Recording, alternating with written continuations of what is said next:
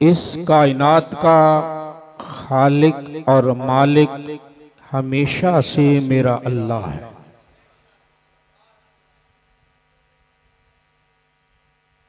اور اللہ رب العالمین نے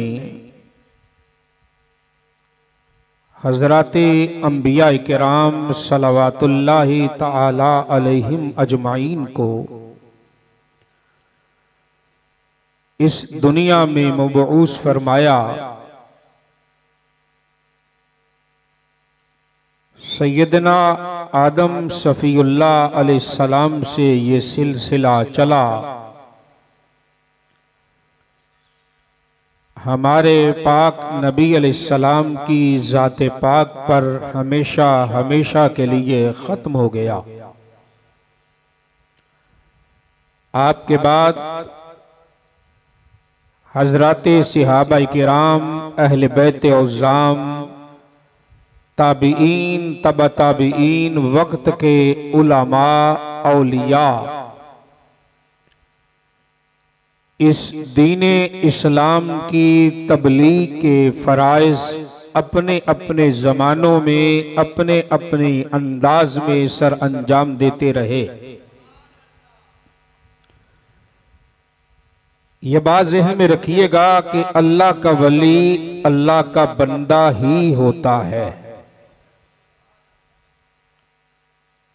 کائنات کا رب میرا اللہ ہے، آگے اللہ اپنے بندوں میں سے جس کو چاہے جو چاہے جب چاہے عطا کرے۔ لیکن اگر کسی اللہ کے ولی کے ہاتھ پر یا زبان پر کسی کرامت کا اظہار ہوتا ہے تو اس کا یہ ہرگز مطلب نہیں ہوتا کہ اس بندے کا ذاتی اس میں کوئی کردار ہے۔ یہ پھر بھی فضل میرے اللہ کا ہے۔ ہاں، منزل اور مقصود ہر اللہ کے کامل ولی کی، رب کائنات کی عبادت، اس کی ریاضت اور اس کے بھیجے ہوئے دین اسلام کی اتباع اور اطاعت۔ اب دیکھیے، حضرت جنید بغدادی رحمت اللہ علیہ تاریخ اسلام کا بہت بڑا نام گزرا ہے۔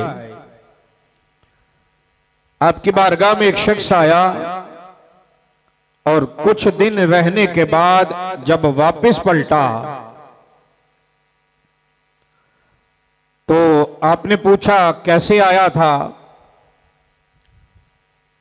اس نے کہا جی میں تو اس نیت سے آیا تھا کہ آپ کا بڑا نام سنا تھا کہ آپ اللہ کے بڑے کامل ولی ہیں، اور میں 8 دن آپ کے پاس رہا، میرا دل تھا کہ میں آپ کا مرید ہو جاؤں، لیکن میں نے کوئی کرامت نہیں آپ کی دیکھی۔ سمجھ آئی نا؟ اس لیے میں واپس جا رہا ہوں کہ جو کچھ میں نے سنا تھا وہ کچھ اور تھا۔ تو حضرت جنید بغدادی فرماتے ہیں تیرے نزدیک کرامت کس کو کہتے ہیں؟ اس نے کہا جی آپ کوئی ہوا میں اڑ کے دکھائیں۔ فرمایا یہ بھی کوئی کمال ہے، ہوا میں اڑنا؟ اگر ہوا میں اڑنا ہی کمال ہوتا اور یہ ولی ہونے کی نشانی ہوتی تو پھر سارے پرندے ہی ولی ہوتے، وہ بھی تو ہوا میں اڑتے ہیں نا۔ تو اس نے کہا حضرت کیا مطلب؟ فرمایا ایک ولی کی سب سے بڑی کرامت یہ ہوتی ہے کہ وہ حضور کی شریعت کا پابند ہوتا ہے۔